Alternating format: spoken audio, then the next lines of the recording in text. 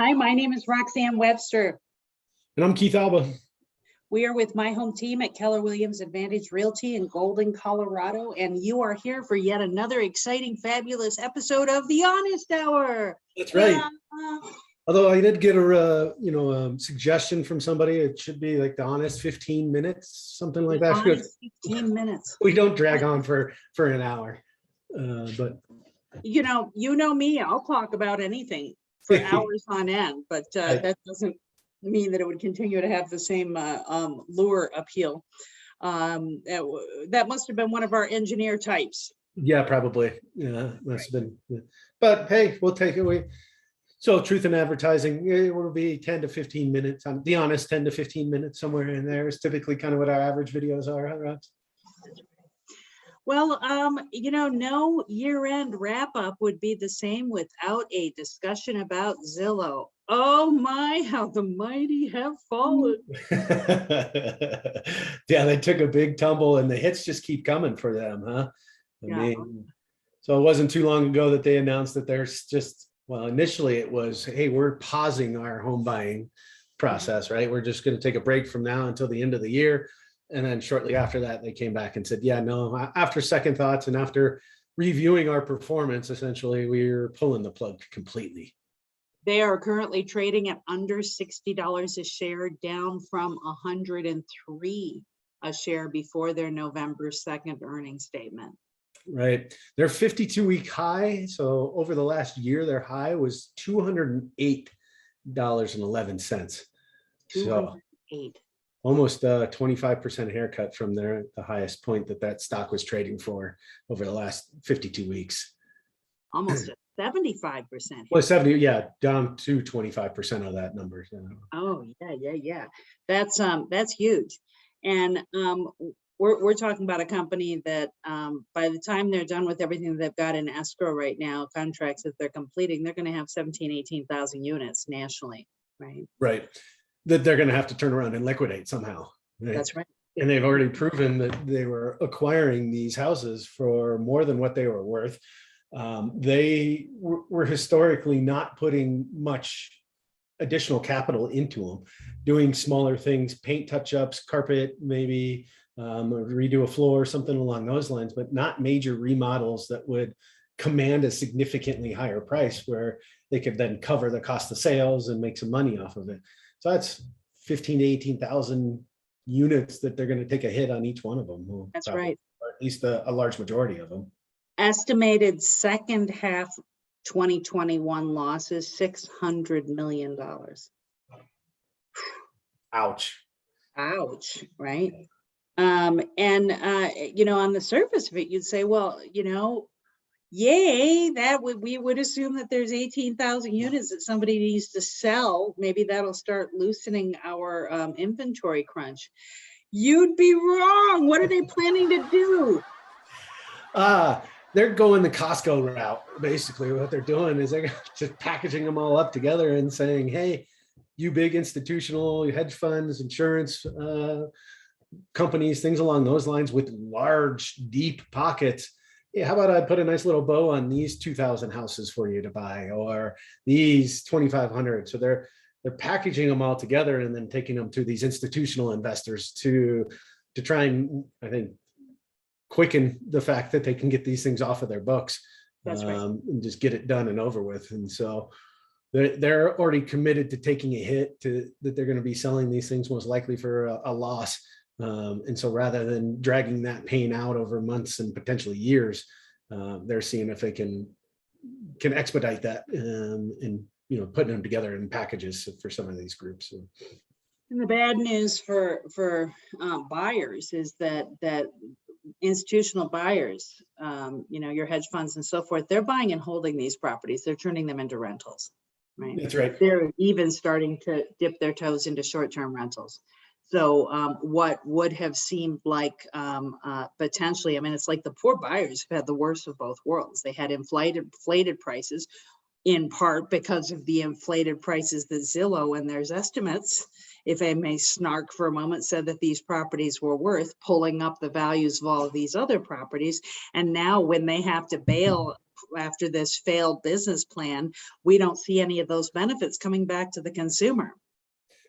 Not yet, at least. I think there'll probably be a portion of their inventory that they own, which will come out on the resale market and whatnot, which brings up its own issues and challenges in some of the back channels and Facebook groups and stuff that I'm a part of, seeing just some horror stories in regards to buyers and buyers agents having to deal with Zillow or some of these iBuyer type of programs in the purchase. So you'd figure they'd have that thing nailed down, right? Hey, we're going to finally get our money back. Here's a chance to get our return completed.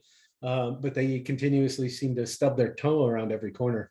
Oh God, we just were involved in a purchase from one competitor of Zillow. Competitors who shall remain nameless.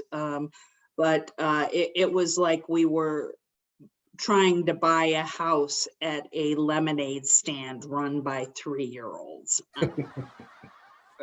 Unbelievable. And it took all of our mad skills to get that thing to the closing table. We had district regional managers who just didn't even understand how a basic contract works, a legally binding document that can result in litigation. So on one side, I think it's unfortunate the impact that Zillow's had on the market, both in inflating prices and now in withdrawing passively even more potential inventory from the market. And at the same time, there's some vindication. This is and never will be a simple business that we're in. Right? Well, karma has come back and stricken Zillow as well already. I mean, shareholders that owned Zillow stock and got caught up in that big washout of pricing or whatever, I've actually filed a lawsuit against Zillow in federal court, basically saying, hey, you Zillow leaders intentionally withheld information that was pertinent to my investments and these sorts of things, and you misstated or overstated the success of this program, only to come back later on and say, yeah, sorry, just kidding, we're taking massive losses in this program and we're shutting it down and going to have to liquidate the inventory that we do have. So I think they're definitely going to be spending some money in defense of that at the very least. And depending on how that court case comes out, it could be very damaging for Zillow. Yeah.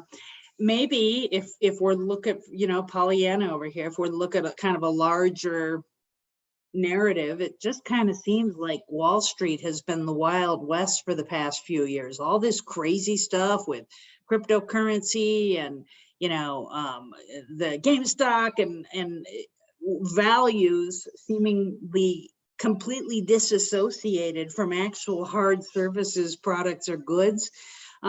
This might ultimately do something to start stabilizing. What are you buying when you're investing in something? Are you investing in a fantasy? Are you investing in an irrational cattle run towards something? Or are you actually investing in something that's valuable?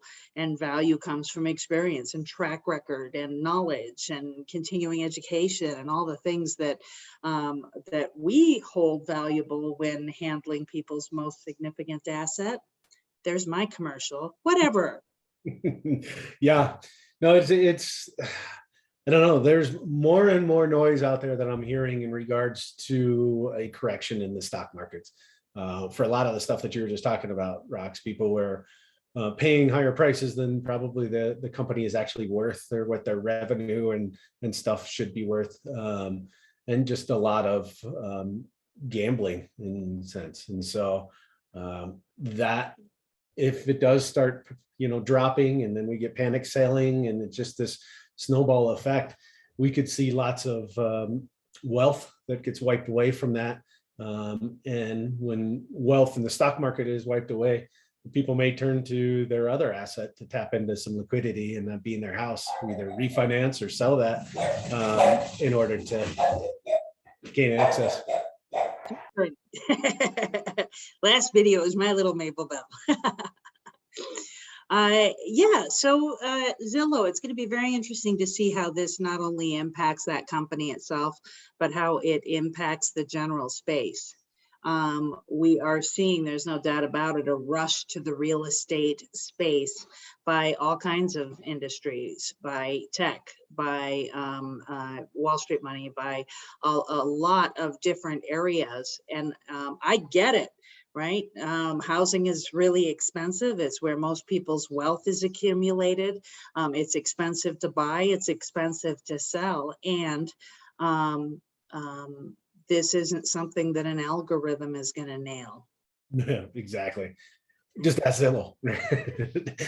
They've learned a very expensive lesson in trying to trust and predict where prices were going to go, and using intelligence or artificial intelligence to try and do that. They're getting an expensive lesson at the moment. So Sure. At this point, if he could be better described as artificial doofery, yeah. artificial doofusdom, unintelligence. All right, well, welcome again. That wraps it on that. This is a short one, but we wanted to touch on Zillow because that impacts us all, especially since so many people go over to that Zestimate to determine the value of your house. Don't do that.